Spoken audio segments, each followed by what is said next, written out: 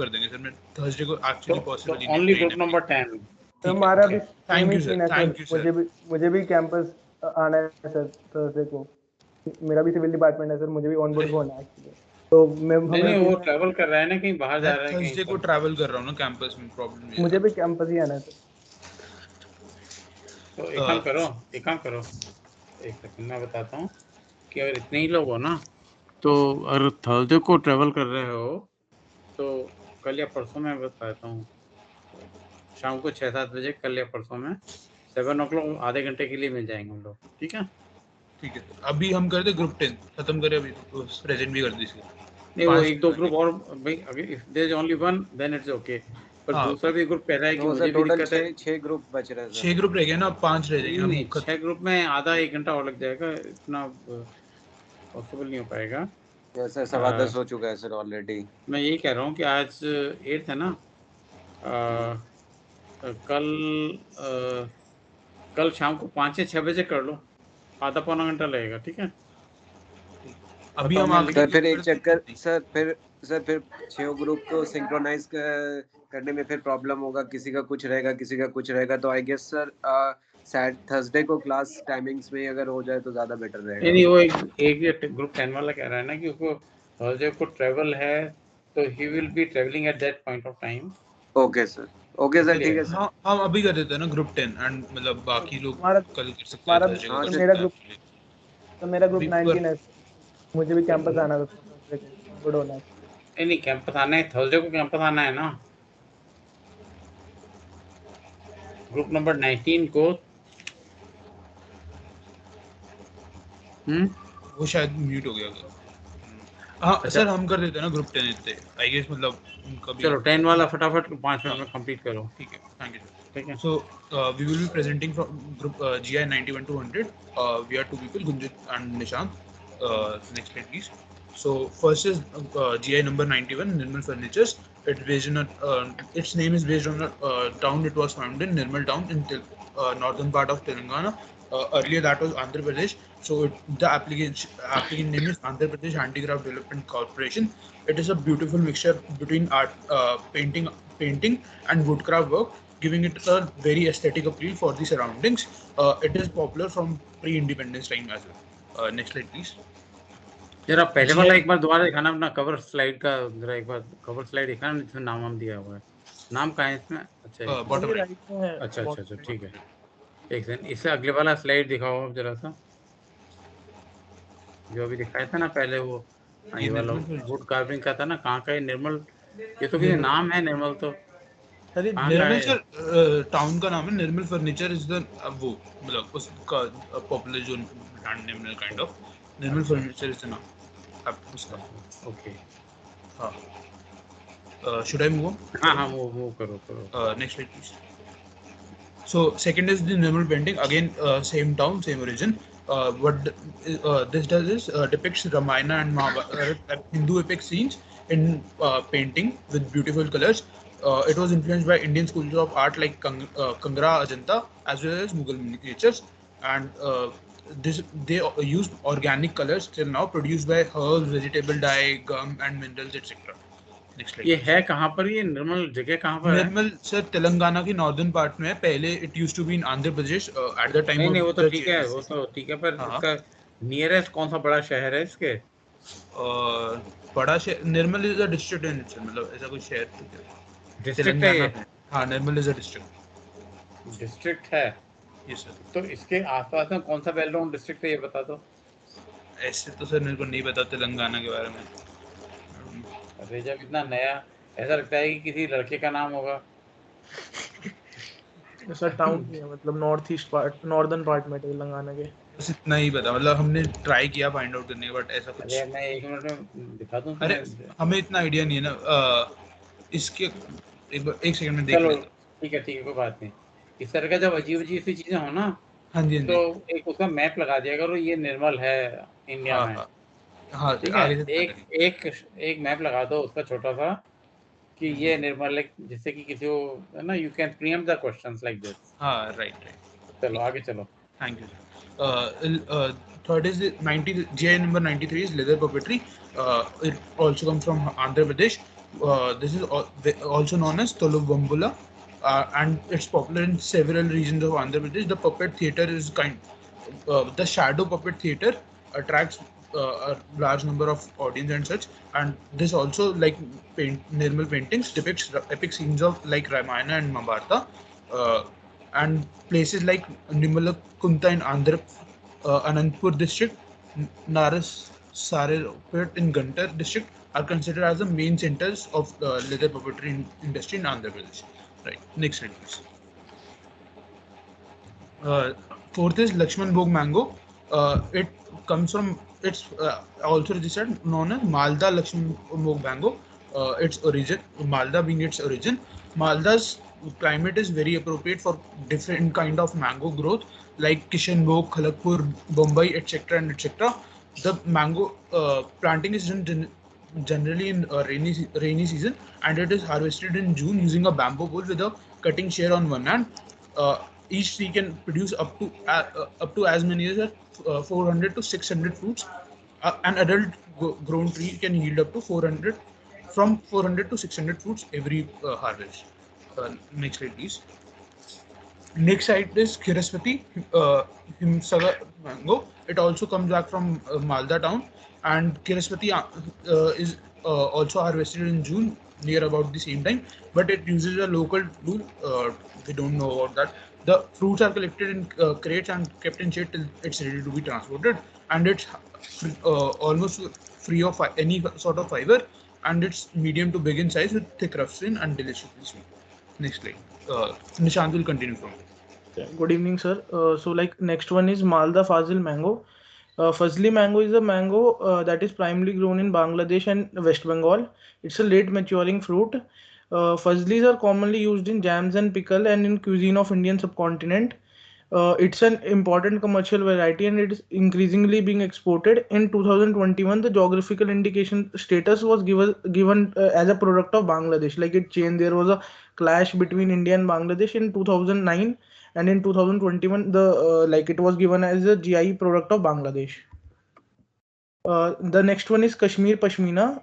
Pashmina refers to a fine variant of spun cashmere. Pashmin Kashmir basically refers to the raw unspun wool of domesticated Chant Ghani goats. Like Pashmina is generally referred to either the material or the variant of Kashmiri shawl. Both generic cashmere and pashmina are produced from the same goat.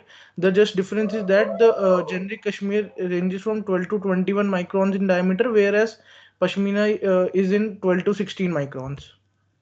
Another is Kashmiri Suzani craft. एक minute पहले वाले पे आना जरा सा, एक minute Kashmir पश्मीनी से पहले वाला, पश्मीना से पहले वाला। Yes, ये sir. जो फजली मैंगो का फाइनली क्या हुआ, इसका बांग्लादेश और इसका जो था हमारा इंडिया का जो Sir, in 2009 there was a clash. Like first of all, India had registered for GI. In 2009 there was a clash, so there was some finding that maybe the GI status would be shared, but in 2021 it was ultimately given to Bangladesh because like more the cultivation area was more in Bangladesh, I guess. नहीं area ज्यादा से तो नहीं हो सकता है। मान लीजिए किसी के पास में 1000 हेक्टेयर है, एक के पास में 995 हेक्टेयर है, तो सर द इशू वाज कि मतलब जब 2009 में क्लैश हुआ, West Bengal wasn't actually prepared for this kind of stuff. मतलब India was also developing with IPRs and GIs and stuff, but West Bengal was kind of, Bangladesh was very backwards at the time, so they did not do much. They weren't able to do much. But in 2021 they again claimed that, and it was finally decided that it should the GI should go to Bangladesh instead of India. They were who decided it? The court, I guess, the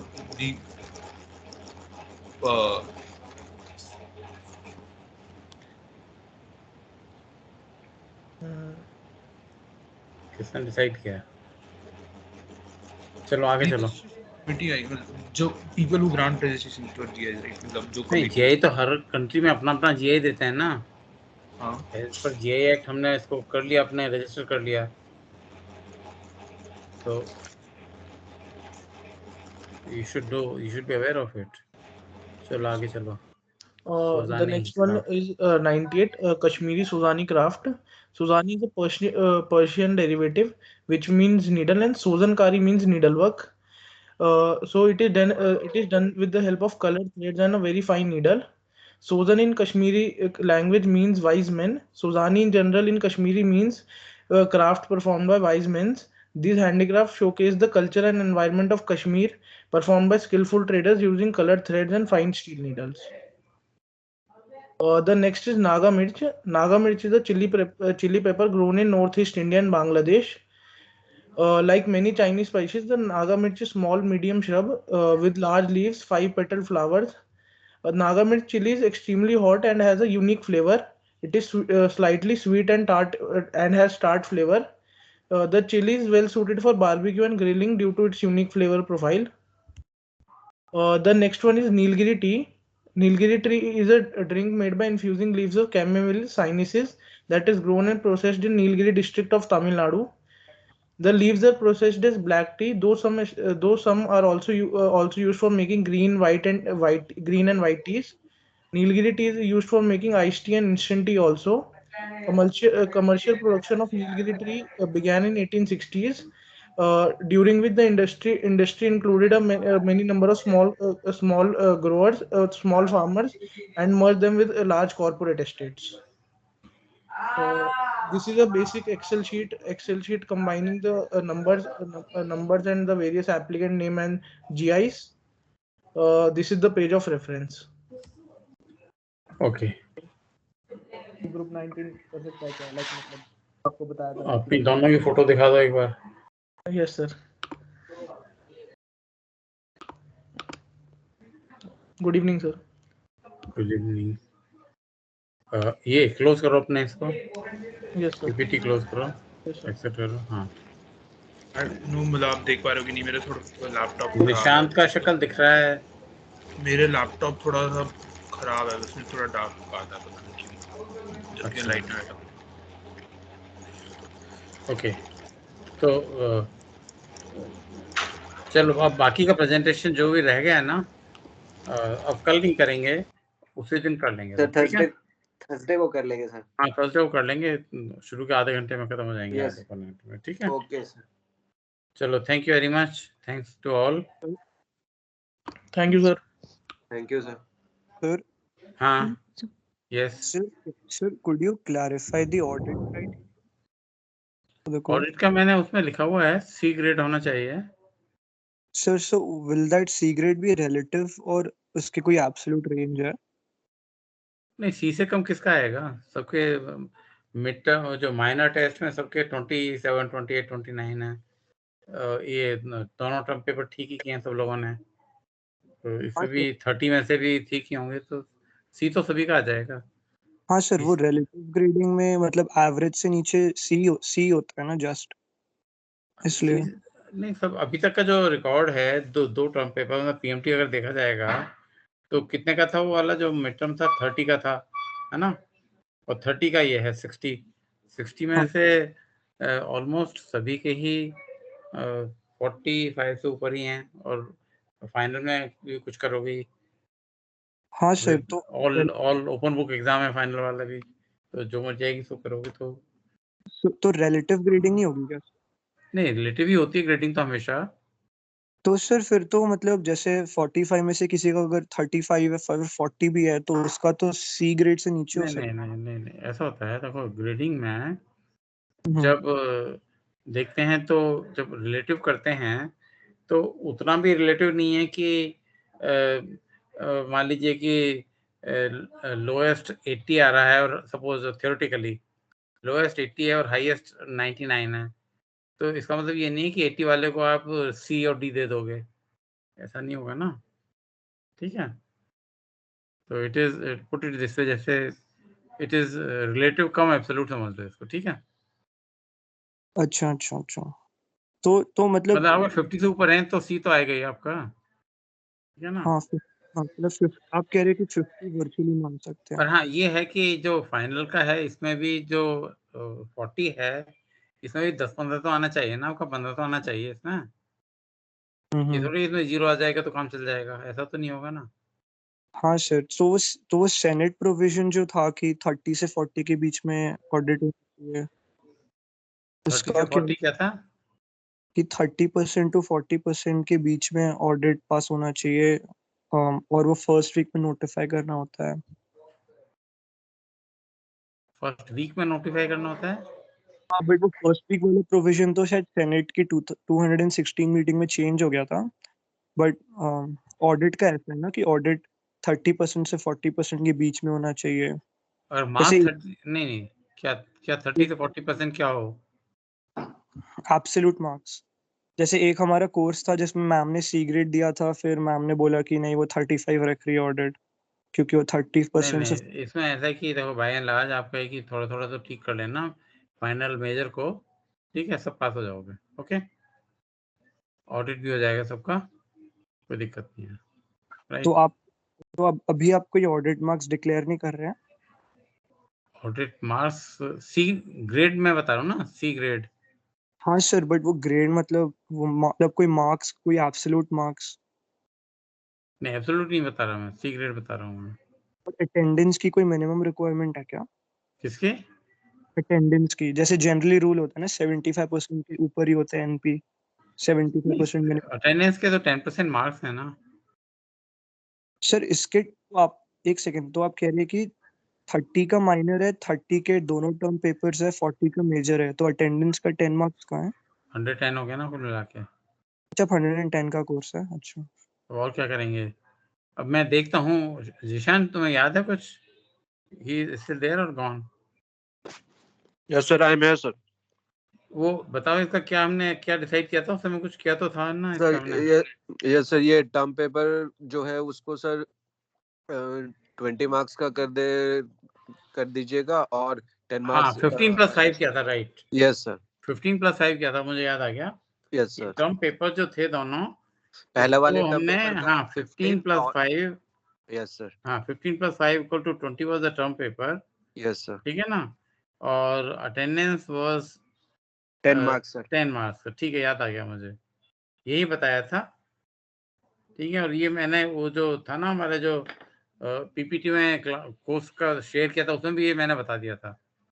हाँ sir, वो हाँ हाँ हाँ, third fourth class में जब change. बिल्कुल ठीक बात है, वो मैं तो बता दिया था, थर्ड फोर्थ क्लास में ही बता दिया था ये।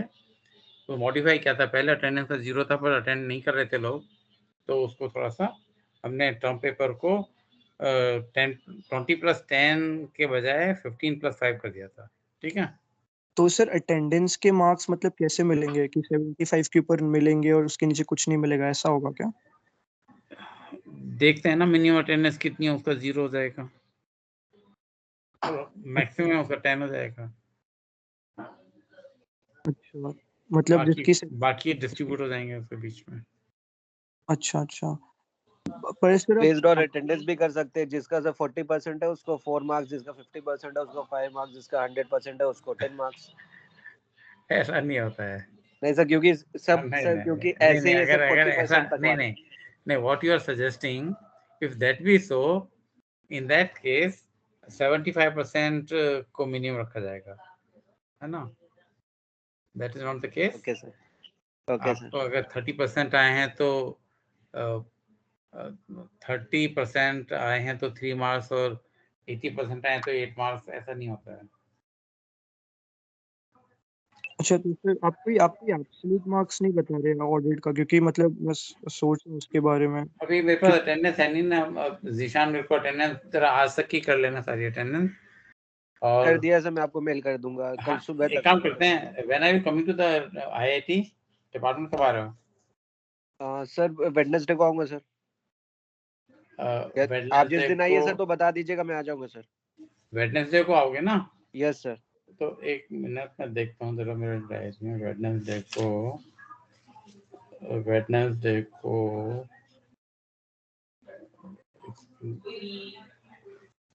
फ्राइडे टाइम टेबल है, तो हमारी तो क्लास होती नहीं है, वेडनेसडे को भी नहीं होती है, फ्राइडे को भी नहीं होती है ना। Yes sir. तो ठीक है, वेडनेसडे को कब आओगे और कितने घंटे रुकोगे? सर मैं तो सर आप बता दीजिए, मैं तो सुबह ही आऊंगा, तो आप जितने बजे आएंगे बुलाएंगे तो मैं उस टाइम तक वेट करूंगा सर। हाँ, तो कभी दिन में मैं भी एग्जैक्टली थोड़ा सा मतलब कल शाम को बात कर लेंगे हम, ठीक है। हाँ sir, okay sir, okay sir, I will inform you. Okay sir. Right sir या थर्सडे को क्या है? थर्सडे को क्या है? थर्सडे को सर क्लास है भाई। अच्छा, तो थर्सडे को सुबह कर लें, हम मिल लें वहाँ पे, आईआईटी से क्लास ले लूंगा मैं। Yes sir, yes sir. Wednesday की बजाय थर्सडे को मिलते हैं तो ठीक रहेगा। हाँ सर, ओके सर। ठीक है, ओके सर। 11 बजे के करीब में, 10-11 बजे। Yes sir, yes sir, sure sir. Right, okay then. Sir हाँ बताओ, पूछो। सर ऑडिट का कोई एब्सोल्यूट रेंज बता दीजिए। ऑडिट का देखो, जनरली 50 से ऊपर होगा तो ऑडिट में पास हो जाओगे। ठीक है, तो आप 50 कह रहे हैं, 50 ऑडिट पास। आप 50 पे पास हो जाओगे। अच्छा, मतलब आप 50 डिक्लेयर कर रहे हो एनपी के लिए ना? हाँ, एनपी के लिए 50। अच्छा ठीक है, थैंक यू। मतलब आई एम सेइंग कि सभी के आ जाएंगे 50 तो। सर अब वो पता नहीं, क्योंकि मेजर कैसा होगा पता नहीं ना अभी। एक बात बताओ कि जब आपका 30 में से 27 ऑनवर्ड्स ही हैं लगभग 99% के लोग के। हाँ सर, वो 90 मैं बट लाइक जब 90% के 27 से ऊपर है, और इसमें भी जो है 20 में से 15 से ऊपर ही होंगे सबके, तो 27 और 15 कितने हो गए? 42। तो 40 में से 10 नंबर भी नहीं आएंगे क्या? नहीं सर, वो मैं समझ गया, मतलब कह रहा था कि थोड़ी अनसर्टेनिटी रहती है ना, क्योंकि जब फेल की बात आ जाती है तो ग्रेड शीट पे होता है नहीं वो। नहीं नहीं, ऐसा नहीं है। सबके अच्छे मार्क्स आ जाएंगे। ठीक है, तो फिर वो 30% to 40% वाला जो सेनेट प्रोविजन था उसका क्या होगा? That was for last semester. इस बार का कोई नया नहीं आया है। नहीं सर, इसी बार का है, मतलब नहीं, लास्ट सेमेस्टर था ये 30-40% वाला ना, लास्ट सेमेस्टर था। और उसके बाद में इस बार कुछ नया नहीं दिया है, to the best of my understanding. और कुछ है तो मुझे उसको ईमेल कर देना। ठीक है, और आपने बोला था कि मेजर आप डीन से बात करके बताएंगे ना ऑफलाइन का क्या करना है। तो हम जैसे वो एक बार बात कर लेते हैं कल। बात करते हैं, वो डीन से या एचओडी से बात करते हैं ना। हाँ सर, तो जो लोग ने कभी कैंपस बोर्ड नहीं किया वो तो ऑफलाइन ही देंगे ना? मुझे तो अपने जो वो है ना, कोर्स कोऑर्डिनेटर जो ऑफिशियली हैं, हाँ हाँ। तो डॉक्टर एरी से बात करनी पड़ेगी, because she is the person, she नहीं will sir, find out from. so if people who have not boarded the campus, उनका तो ऑफलाइन ही होगा ना मेजर, क्योंकि उनके लिए तो जो कैंपस में नहीं आया उनका तो ऑनलाइन ही होगा, जो कैंपस तो में आया उनका ऑफलाइन होगा। तो to the to the extent possible, I would like to make it is parity, मतलब अच्छा it should be different. level playing field for all. It should be same system for all. Okay, so like आप कह रहे हैं कि MCQ ऐसा कुछ नहीं होगा? जैसे कि नहीं, एमसीक्यूज तो नहीं होंगे, लिखना पड़ेगा अच्छा आंसर। आंसर लिखने पड़ेगी, अपनी अंडरस्टैंडिंग होनी चाहिए आपको सबको। ठीक है, ये क्या clarification on offline and online ना?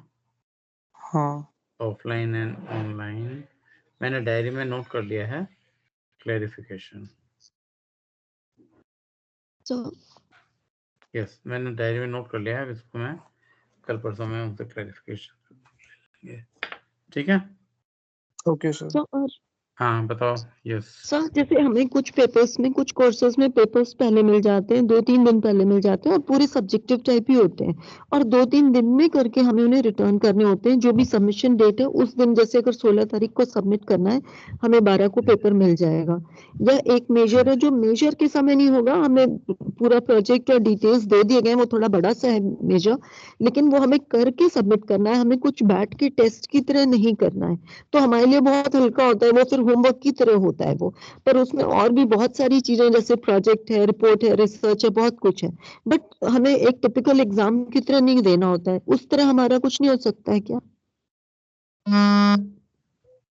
वो इसलिए नहीं हो सकता है कि that thing is applicable for small classes. ठीक है ना, जब स्मॉल होती है तब वो वाला मॉडल चलता है। जब नंबर ज़्यादा होता है तो ये टेक होम एग्जाम नहीं होता है, ठीक है। राइट सर, हाँ उसमें 20-25 लोग हैं हम लोग। हाँ थोड़े से होते हैं, जब 5, 10, 15, 20 होते हैं ना तो उसको टेक होम एग्जाम कर सकते हैं under special circumstances, but not in the current scenario. Sir हमने 2-3 पेपर्स लास्ट टाइम भी वैसे लिखे थे और शायद इस बार भी लिखेंगे वैसे ही शायद। सर लिख रहे हैं, मतलब लिखेंगे नहीं, we are already in the process of एक मेजर सबमिट करना है एंड रेस्ट ऑल हमें डेट्स मालूम है कि हमें इस दिन पेपर मिलेगा और इस दिन तक सबमिट करना है। नहीं, इसका तो उसी समय आएगा पेपर, ठीक है। ओके, हाँ हाँ ये सर। पेपर उसी समय होगा, ठीक है। यस सर, ये उसी समय दिया जाएगा और you will be able to, देखो अगर जिसने बिल्कुल नहीं पढ़ाया उस समय ढूंढने लगेगा कि किस पीपीटी में क्या है तो काम चलेगा नहीं। देखो सिंपल सी बात है, राइट। Yes sir. तो आपको है कि मेजर टेस्ट के लिए इट इज लाइक दिस कि suppose you get A grade और आप इंटरव्यू में आपसे कुछ पूछे जाते हैं 5 क्वेश्चन, 5 में से आप 4 क्वेश्चन का जवाब नहीं दे पाते, तो ये होता है कि आईआईटी दिल्ली में पढ़ाई कैसी होती है, ए ग्रेड तो ये मिल जाते हैं फ्री फंड में without any knowledge to anyone. IIT बदनामी होती है ना उसमें। Yes sir. तो आईआईटी बदनामी तो it is very dangerous for all of you. If IIT is known as an institution where you get A grade without any knowledge, तो आपके सारे ही जो हिस्टोरिकली जो पास्ट में पास्ट प्रेजेंट फ्यूचर सारा आपकी रेपुटेशन खराब हो जाती है उसमें। Getting your point? हाँ सर। तो इसके लिए ये बहुत ज़रूरी होता है कि जो है मतलब दैट इज द रीजन कि ए में और ए माइनस में, ए में तो बहुत ही रेस्ट्रिक्टिव रहते हैं ज़्यादातर फैक्टर्स, और ए और ए माइनस में, बी और बी माइनस में फिर लिबरल होने लग जाते हैं, ठीक है ना। तो ए में रेस्ट्रिक्टिव हैं और ए माइनस में जो भी डिजर्व करता है सबको मिल जाएगा ए माइनस, पर बी और बी माइनस है बल्क में ज़्यादातर लोगों को मिल जाएंगे, ठीक है। Right sir. Unless you want कि मुझे तो बी भी नहीं चाहिए, मुझे तो सी ही चाहिए, तो फिर मैं कुछ नहीं कर सकता, ठीक है। नहीं सर, कोशिश तो रहती है कि बेस्ट। नहीं मतलब आईआईटी में नहीं होता पर और जगह होता है कि हमें तो अच्छा ग्रेड चाहिए ही नहीं, हम तो कुछ भी नहीं लिखेंगे। होता है, कई जगह होता है ऐसा, आईआईटी में नहीं होता है, ठीक है। तो इसमें है कि पर्सन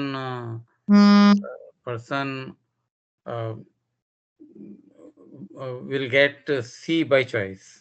ओके, मेरे कोर्स में है, जब आपके पास में ए है, ए माइनस है, बी है, बी माइनस है, तो इसी 4 में आने चाहिए सबके, but a person who gets C is by his और हर ओन चॉइस, ठीक है। नहीं सर, हम लोग को ये भी देखना होता है कि हमारे ग्रेड्स जितने बेहतर हो उतना अच्छा है, कि किसी और में अगर हम कम हो रहे हैं तो एटलीस्ट हमारा वो एवरेज बना रहे, जो एक डिसेंट स्पेसिफिक और रिक्वायर्ड एवरेज होता है। गायत्री, जो मैं कह रहा हूँ उसको जरा सुनो, समझने की कोशिश कर जो मैंने कहा है। हाँ sir. Anyone gets in my course, anyone gets C means that he or she is getting C by his or her own choice. इसका मतलब ये है कि आपने मतलब डेलिबरेटली आप इतना खराब कर रहे हैं, ठीक है। उसका इंटरप्रिटेशन ये है, ठीक है। ये नहीं है कि जो चॉइस है इंग्लिश मीनिंग मत लगाओ, इसका शब्दार्थ का भावार्थ लगाओ। सर समझ गया कि मतलब अब हम बिल्कुल ही एकदम खंडे हो जाएं कि हम कुछ करके नहीं देंगे तो हाँ, कुछ भी नहीं करना है ना, कुछ भी नहीं करेंगे हम तो, जिद पकड़ लें कि नहीं करना है। हाँ, तो उन्हीं लोगों को सी होएगा, नहीं तो most people should get between B minus B and A minus। A कम को होता है, A minus थोड़ा सा बढ़ जाता है, और बल्क में B और B minus आ जाते हैं, ठीक है। Sir next class will be our perhaps last class. हाँ, लास्ट क्लास थर्सडे को होगी हमारी, ठीक है। Okay then, okay sir, good night sir. Good night. कितने 3-4 जने, 4 ही जने तो बात कर रहे हैं हम लोग। चलो okay then. Yes, Okay. sir. Bye. Thank you, sir. Good night. Good night, sir.